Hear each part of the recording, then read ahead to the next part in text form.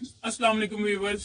आज का हमारा टॉपिक है general method for the preparation of alkane from carbonyl compounds. बाकी हमने मेथड इसके डिस्कस कर लिए थे, तो आज हम डिस्कस करेंगे preparation of alkane from carbonyl compounds. Carbonyl compounds हमारे पास कौन कौन से एल्डिहाइड और कीटोन्स है, इनसे जो हम प्रिपेयर करते हैं ना अल्केन, आज हम उनके बारे में पढ़ेंगे।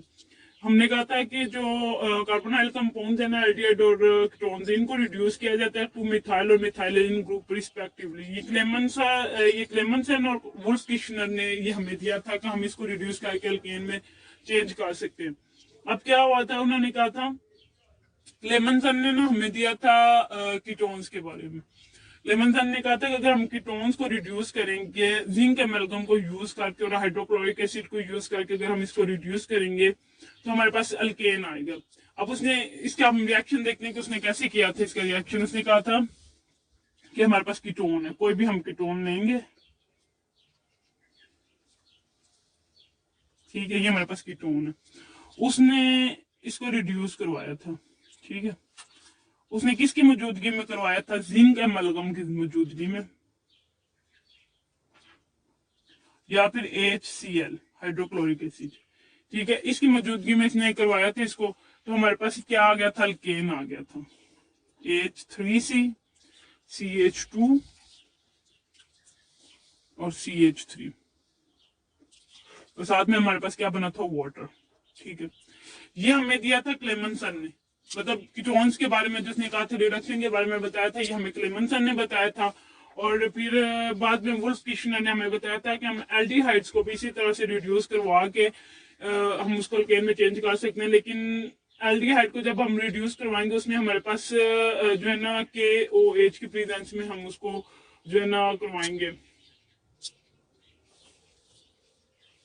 तो इसके लिए इसने हमें ये रिएक्शन दिया था, कोई भी हम इसके लिए लेंगे एल्डिहाइड, ठीक है, तो उसको हम करवाएंगे कोई भी हाइड्रोजन लेके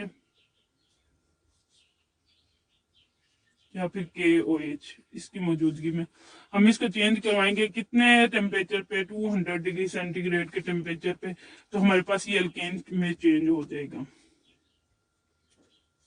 इसमें वाटर भी हमारे पास, ये हमें बताया था कि इसका ये जनरल मेथड था कि अल्केन्स को हम कैसे प्रिपेयर कर सकते हैं कार्बोनाइल कंपाउंड्स को। वुल्फ किशनर और क्लेमेंसन ने हमें इसके बारे में बताया था। क्लेमेंसन ने हमें बताया था कीटोन्स के बारे में कि हम उसको रिड्यूस करके और उसकी रिडक्शन करके हम इसको अल्केन में चेंज कर सकते हैं। और वुल्फ किशनर ने हमें बताया था इसके बारे में, एल्डिहाइड के बारे में, कि इसको हम चेंज कर सकते हैं अल्केन में। नेक्स्ट हमारे पास है फ्रॉम ग्रिग्नॉर्ड रिएजेंट। अब हमारे पास है कि हमने अल्केन्स को कैसे प्रिपेयर करना है फ्रॉम ग्रिग्नॉर्ड रिएजेंट। हम इसको कह सकते हैं कि ग्रिग्नॉर्ड रिएक्शन से हम कैसे अल्केन्स को बना सकते हैं, प्रोड्यूस कर सकते हैं। तो इसके लिए हमारे पास सबसे पहले हम देखेंगे कि ग्रिग्नॉर्ड रिएजेंट होते क्या है, ये क्या होते हैं।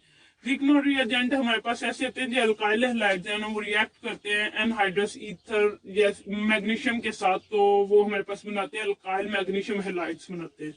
अल्काइल मैग्नीशियम हैलाइड्स ये बनाते हैं मैग्नीशियम हैलाइड। हैलाइड मतलब कोई भी हमारे पास हैलोजन मौजूद होगा, ठीक है। तो जब ये बनते हैं तो हम इनको डिकम्पोज करते हैं किससे? ओनली ट्रीटमेंट विद वाटर और डाइल्यूट एसिड। कोई भी डाइल्यूट एसिड हमारे पास होता है, हम उससे इसका ट्रीटमेंट करवाते हैं, तो हमारे पास ये डिकम्पोज होकर क्या बनाते हैं? अल्केन्स बनाते हैं, ठीक है। तो हम यहाँ पे वाटर के लेते हैं ईथर की मौजूदगी में, ठीक है। तो हम कहते हैं किसमें चेंज हो जाता है? CH4 प्लस Mg Br और OH, ठीक है, ये इसमें हमारे पास चेंज हो जाएगा।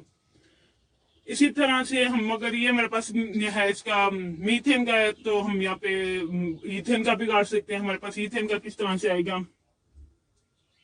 CH2 Mg Br plus HOH, ठीक है। तो इसी तरह से हमने कहा कि हमने इसकी मौजूदगी में इसको किया है, तो हमारे पास क्या बन गया? H3C CH3 plus Mg Br और यहाँ पे OH, हमारे पास ये बन गया। ये हमारे पास था ग्रिग्नॉर्ड रिएजेंट से हम किस तरह से अल्केन्स को प्रोड्यूस कर सकते हैं।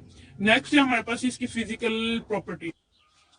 ये हमारे पास है। नेक्स्ट हमारे पास है कि फिजिकल प्रॉपर्टीज हमारे पास इसकी क्या है कि जो अल्केन्स जो होते हैं ना, ये हमारे पास हमने कहा 4 कार्बन तक, मतलब मीथेन, ईथेन, प्रोपेन और ब्यूटेन, 4 कार्बन तक ये क्या हमारे पास है, कलरलेस है, ठीक है, ऑर्डरलेस है, ऑर्डरलेस गैसेस है। जबकि जो पेंटेन है ना, पेंटेन टू हेप्टेन, मतलब पेंटेन, हेक्सेन और हेप्टेन, ये 3 जो है ये कलरलेस है, ऑर्डरलेस है, लेकिन ये लिक्विड है।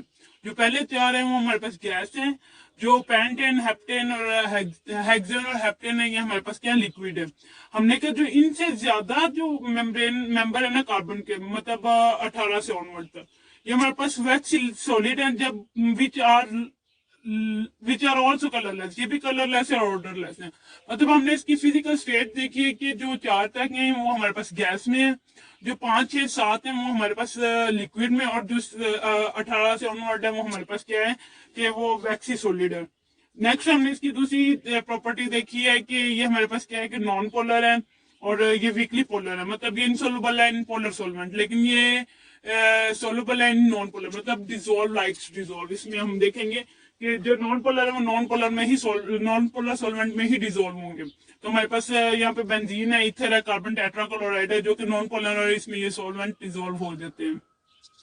नेक्स्ट हमारे पास जो इसकी प्रॉपर्टी है वो है फिजिकल कांस्टेंट, मतलब इसका boiling point, melting point, density increase होती है जब इसके कार्बन में कार्बन एटम्स जो है वो इंक्रीज होते हैं। जैसे जैसे जैसे आप देख लें, मीथेन के सबसे कम बॉइलिंग पॉइंट होगा, ईथेन को से ज्यादा होगा, प्रोपेन, ब्यूटेन, पेंटेन, जैसे जैसे कार्बन की तादाद बढ़ती जाएगी इसका melting point, boiling point, density इसकी इंक्रीज होती जाएगी।